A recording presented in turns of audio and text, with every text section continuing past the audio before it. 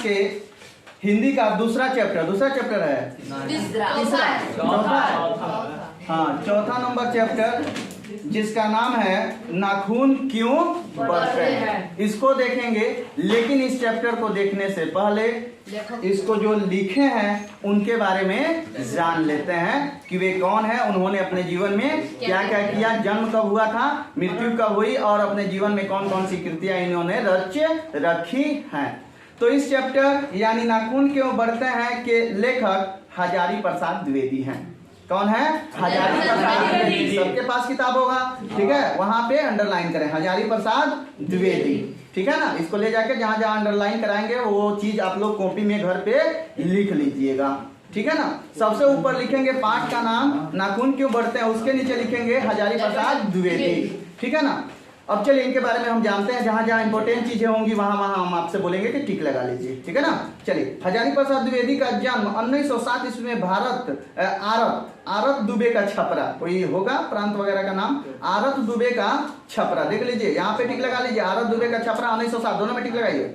बलिया उत्तर प्रदेश में हुआ, बलिया उत्तर प्रदेश।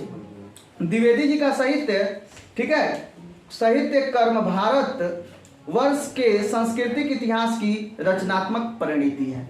यहाँ पे कह रहा है द्विवेदी जी का साहित्य कर्म भारतवर्ष के सांस्कृतिक इतिहास की रचनात्मक परिणति है। भारत का जो संस्कृति इतिहास है उसको उन्होंने बहुत बढ़िया से लिखा है, ठीक है। संस्कृत, प्राकृत, अपभ्रंश, बंगला आदि भाषाओं व उनके साहित्य के साथ इतिहास, संस्कृति, धर्म, दर्शन और आधुनिक ज्ञान विज्ञान की व्यापक व गहनता में पैठ उनका अगाध पांडित्य नवीन मानवतावादी सर्जना और आलोचना की क्षमता लेकर प्रकट हुआ है। देखिए, जो आदमी अलग अलग भाषाओं का ज्ञान रखता है और अलग अलग भाषाओं के ग्रंथ पर कॉन्फिडेंस रखता है, उसको पढ़ता है, उससे जो सीख लेकर के रखा होता है, वाकई उसका ज्ञान जो है बेहतरीन होता है।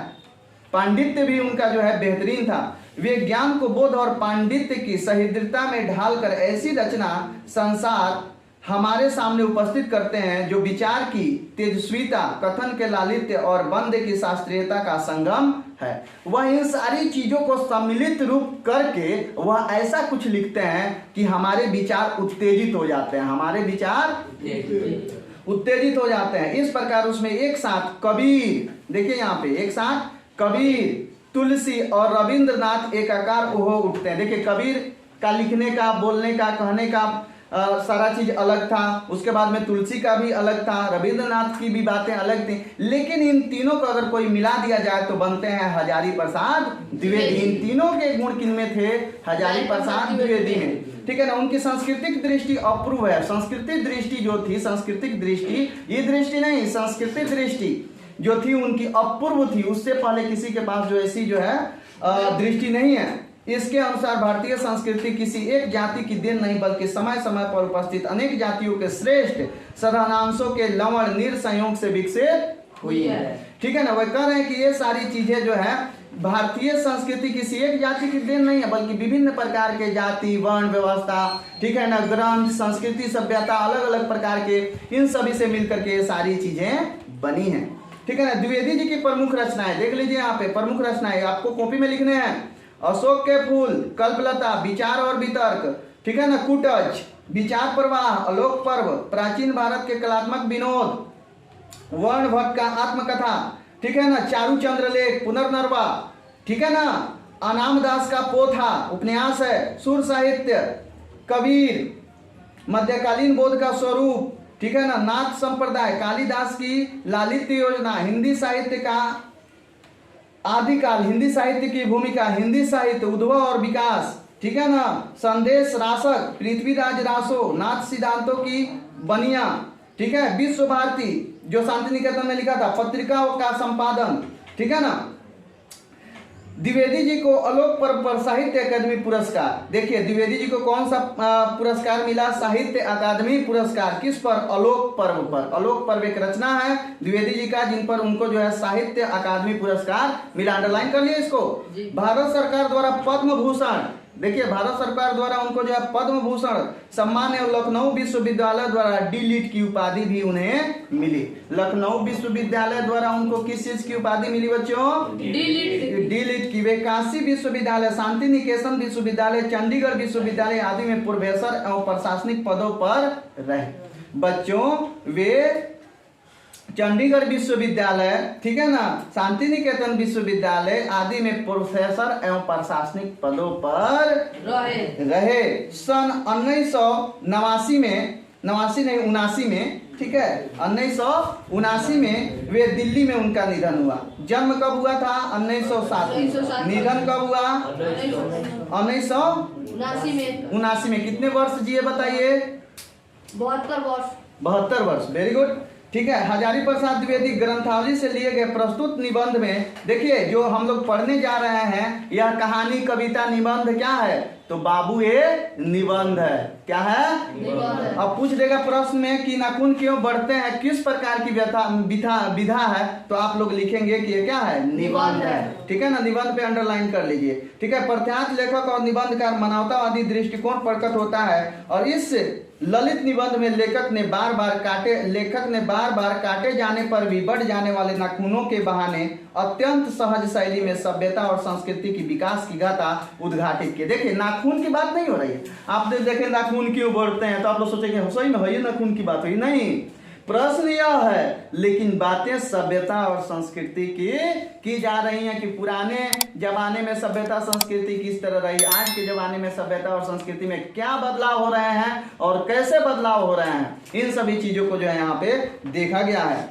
ठीक है, लेखक ने नाखूनों के बहाने मनोरंजक शैली में मानव सत्य का दिग्दर्शन करने का सफल प्रयत्न किया है। यह निबंध नई पीढ़ी में सौंदर्य बोध, क्या सौंदर्य बोध, इतिहास चेतना, इतिहास के बारे में जानकारी प्राप्त करने की इच्छा, ठीक है, और संस्कृति आत्मगौरव का भाव जगाता है। सांस्कृतिक आत्मगौरव यानी हमारी संस्कृति बेहतरीन थी, उज्जवल थी, मतलब अच्छा था सब कुछ, इस तरह की भावना जो है हमारे अंदर क्या करेगी? जगाएगी। ठीक है ना। तो चलिए हम लोग आज थोड़ा सा पढ़ लेते हैं इस चैप्टर में। चैप्टर का नाम है नाखून क्यों बढ़ते हैं। किसने लिखा था? हजारी प्रसाद द्विवेदी। जन्म कब हुआ?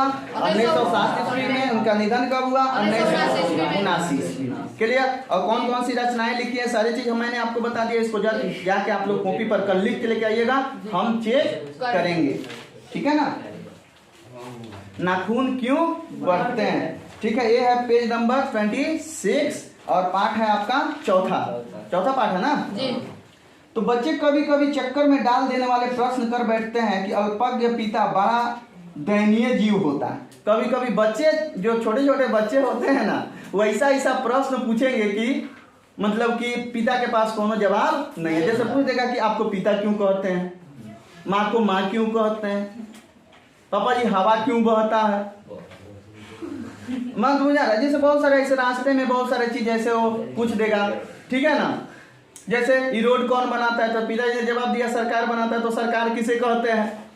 मत बुझा रहा है। ठीक है, कौआ ऐसे क्यों बोलता है, मुर्गी ऐसे क्यों बोलती है, कौआ उड़ता है मुर्गी नहीं उड़ती है, क्यों ऐसा होता है? इतने सारे प्रश्न बच्चों के दिमाग में आते रहते हैं। जब बच्चा जो है 3, 4, 5, 6 साल का, ठीक है ना, 5-6 साल का ऐसे होता है, 3, 4, 5, 6 साल का जब होता है तो ऐसे प्रश्न उसके दिमाग में आते हैं, पटांग प्रश्न। ठीक है, लेकिन अल्पज्ञ पिता उस समय क्या हो जाता है? अल्पज्ञ होता है, थोड़ा कम ज्ञानी की तरह जो है बिहेव करता है कि हमको ये सब थोड़ा जो है नहीं आता है। ठीक है ना। बोलो सीधा बैठिए ना बाबू। कहाँ है किताब आपका? ठीक है, तो किताब ही देखिए। लग रहा है कि जैसे अल्पज्ञ पिता बड़ा दयनीय जीव होता है। मेरी छोटी लड़की ने उस दिन पूछ दिया कि आदमी के नाखून क्यों बढ़ते हैं, तो मैं कुछ सोच नहीं सका। ठीक है ना, सोच नहीं सका। हर तीसरे दिन नाखून बढ़ाते हैं। बच्चे कुछ दिन तक आकर उन्हें बढ़ने दे तो माँ बाप अक्सर उन्हें डांटा करते हैं। जब नाखून बड़ा हो जाता है तो माँ बाप अक्सर उन्हें डांट देते हैं, पर कोई नहीं जानता कि यह भागे नाखून इस प्रकार बढ़ा करते हैं। ठीक है, क्यों बढ़ा करते हैं? काट दीजिए, वे चुपचाप दंड स्वीकार कर लेंगे, पर निर्लज अपराधी की भांति फिर जो है छूटते ही सेंध पर हाजिर। आखिर यह इतने बेहया क्यों है?